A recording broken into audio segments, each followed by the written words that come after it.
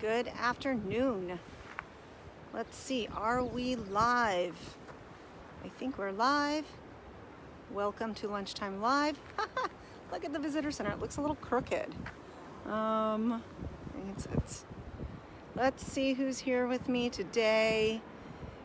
If you are here, hi Bob. Welcome to Lunchtime Live. This is Maria. I just want to give you a shot of the visitor center so you can see where I am if you've been here before. Hi Mark. Great to see you guys. Hi Bob. I'm back. I was gone. Let's flip this around. I was gone for a week and Robin and I are alternating, so that puts me at a few weeks since I've been here. So it's really great to see you guys. Welcome to Lunchtime Live here at the Tijuana River National Estuarine Research Reserve, or the Tijuana Estuary for short.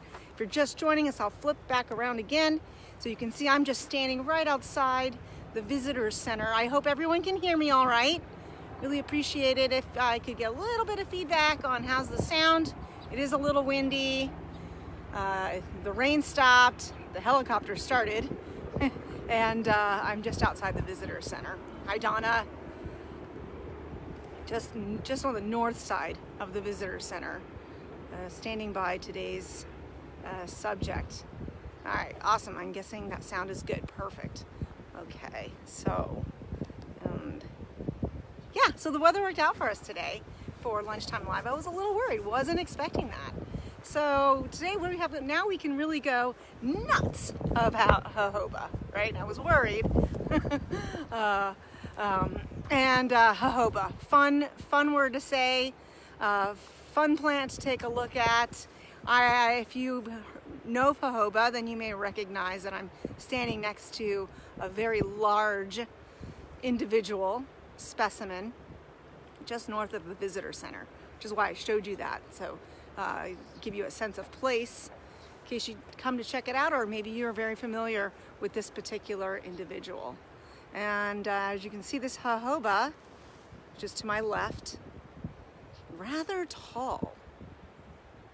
California, actually southwestern Sonoran Desert native shrub. Look at that, really tall. This one, I don't know, I'm really bad. 10 feet, maybe? Gets pruned quite a bit because it's right here on the trail. Who knows, if left alone. I think they, get very wide. I think equally as wide as they can get tall.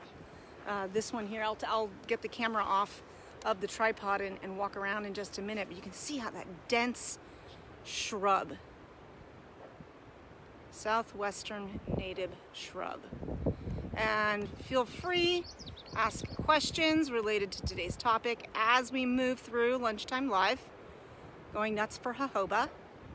Share any jojoba facts and photos that you might have, either during this live if you're here live with me, or later if you're watching later. I'd love to go back in and answer those questions and read your observations and your comments. And there again, just giving a little taste of this jojoba before we get it off the tripod and we take a look at this plant. All right, and just to give you that, see that density, that thickness of this perennial evergreen shrub. What do I mean by that? Perennial evergreen shrub. These individuals can get quite old. This one's I've been here since 1998. This jojoba has been here in thriving for this long. May probably outlive me. And who knows how long. It probably was established, planted in about 1990. So an evergreen. This is a plant that's going to give you leaves all year long. And things are starting to get green. They're starting to bloom. And we're reaching almost the year mark since we started Lunchtime Live. So jojoba right now is getting ready to flower, but it has some other interesting characteristics I want to share as well. So let me get this off of here and let's bring you around and let's take a look at jojoba. And sorry, I dropped my macro. Got the macro with us today. Simonsia chinensis. Hi Omar, I'm great. I'm so happy to be back. Simonsia chinensis in the family Simonsiaceae. Simonsiaceae. I think that's 6 syllables. And the only plant in that family. Simonsia chinensis, known as jojoba, sometimes goat nut or deer nut. Let's see how large and how wide this individual gets. And this is the one I'm most familiar with here at the visitor center, but this is found throughout the Southwest Sonoran Desert, so you may recognize it. You may have one in your yard. You may have seen one on a trip through the Southwest. And the characteristics, pretty distinct in that, look at that density. First, very thick, shrubbery, evergreen, always green. However, the leaves do drop. There's quite a bit of leaf litter on the ground, but you can find leaves throughout the year. And let's look at those leaves. That shape, kind of an ovate, almost perfect, almost the way, you would ask if you asked a kid to draw a leaf. They may draw like this. This is probably how I would draw a leaf. That ovate shape. I'll use my finger for reference so you can see. Not fairly large, about an inch or so on the stems, growing in an opposite pattern, opposite each other. This may be hard to see. It's so dense, but the leaves come off the stem in an opposite pattern. Leathery texture. Leathery texture, smooth, and then those margins. What do I mean by margins? Anyone remember? Yeah, I'll get to that question mark. Jojoba. You may have heard of the word before, but unfamiliar with the plant, but know it as something else. So those margins are the edges. So very smooth margins, and then the positioning of the leaf. And this is a plant growing in a very dry environment where water is scarce and unavailable sometimes. And so this orientation of the leaves, kind of upright, is an adaptation for dry or hot environments where it sort of is not exposing itself to full sun. Male and female species of this plant. And so the flowers are a little different. We are in the beginning of the blooming stage. So let's get that macro on and take a look at those flowers. And first right there, you can see, without the macro, let's try the macro. Does that help?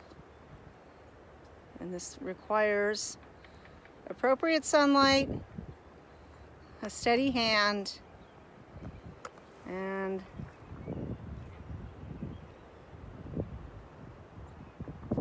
it's always a little challenging with the macro. Trying to get a good, there we go. And you see they're not quite open yet. Very small flowers. Yeah, pretty, kind of yellowish green color. Okay, which are different between the male and the female plants. Okay. Looking at flowers. So it's about to flower. Not really getting any scent. You can hear me smelling there.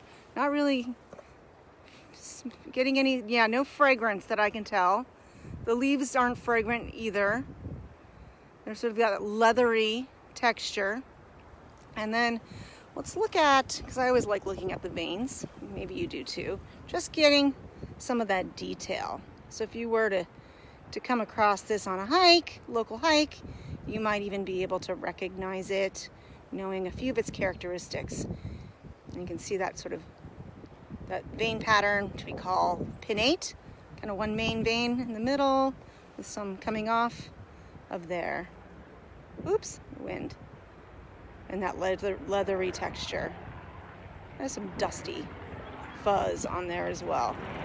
So very simple sort of look to it. There's tiny flowers.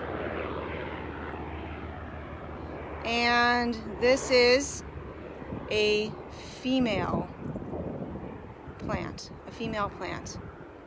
How do I know? Well, after pollination occurs, and by the way, I've seen a few bees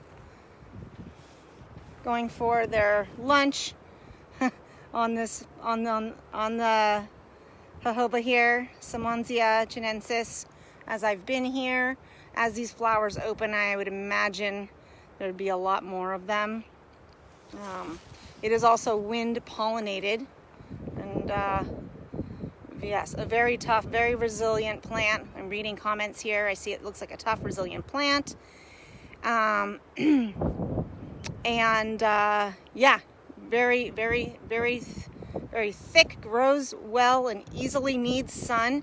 But how do I know this one is the female? Well, the females are the ones that produce the seed or the nut. That gives it that name, goat nut or deer nut. And we are before that stage in its life cycle. The nuts will start to grow after the flowering season, but I do have a picture, so I will share my image with you, get of the nut in case you do come across it on in a few months once the nuts have emerged. And there's that kind of leathery green nut, which is indicative of the female. Okay, so and apparently the ratio of male to female plants is typically 4 to 1. So quite a few more males than females. This one just happens to be a female, which is close by, where we see the nut that it produces, kind of like an acorn, the seed, and the sort of secret to its popularity lies within that nut, within this seed. Anyone know? Anyone know what jojoba, Simonsia chinensis, is known for?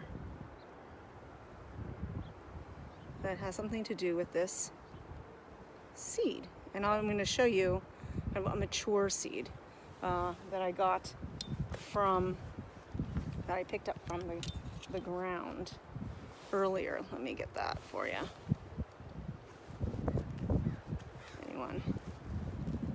Anybody? Let's see. I know there's a small delay, so I'm just waiting. And let me set you guys up here for a minute. Okay. Well, I pull out my... Isn't there a male jojoba right next to that female? Yes. Hey. Hi, Sonia. Hey, Sonia. Nice to see you. All right. So I showed you, okay, the jojoba nut. It's upside down.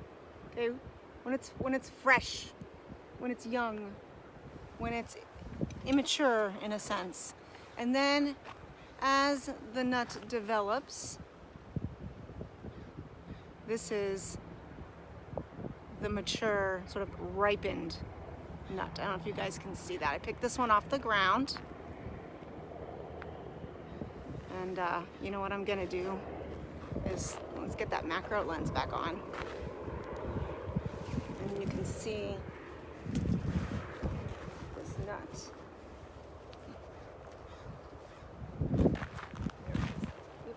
dropped my macro lens.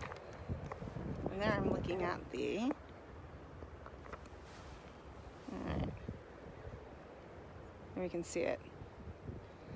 Yeah, jojoba oil. Thank you, Donna.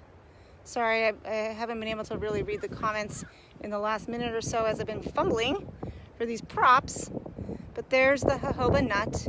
And yes, from this jojoba nut comes, okay, commercially harvested. The sun is in the, I don't know if you guys can read that. This jojoba oil. Oh, it's hard to read. There it is. This jojoba oil. Okay. Very lucrative, I guess, plant, native plant in the Southwest, but commercially, right? Commercially. There are farms, right? And so, as Dana said, in Southern California and Arizona. It was grown for motor oil. Did not know that, but the properties of this oil, which are more like, it's more of a wax.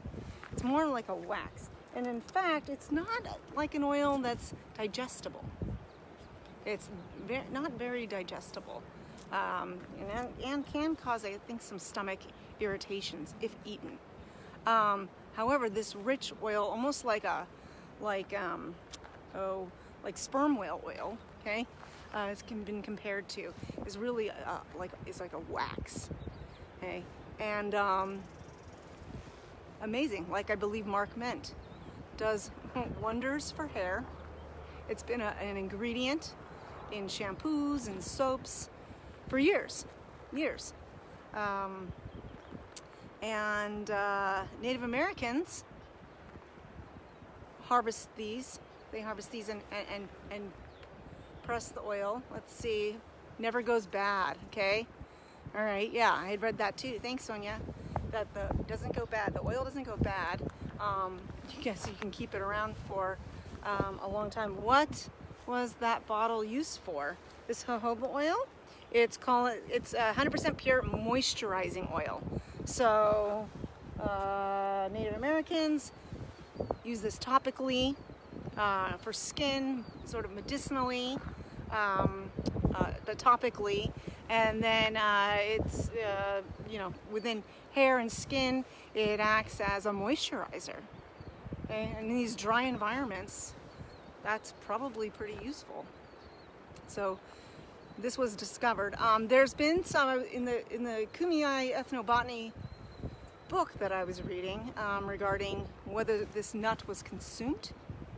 Thinking that there's a lot of protein. This might have been a staple when it came to food. Is that because that nut is not very digestible? It was really a kind of if you're in a desperate situation. Don't think it's good for you, but it's not necessarily bad for you, but it's not good for you. So really not much use. In fact, one study showed that it just passes right through you. So, but when it's supporting wildlife, there are, as you saw, there's been some bees that have been pollinating the flowers as they emerge, and I believe there's at least one butterfly, some sort of electric, let me think, what was it called?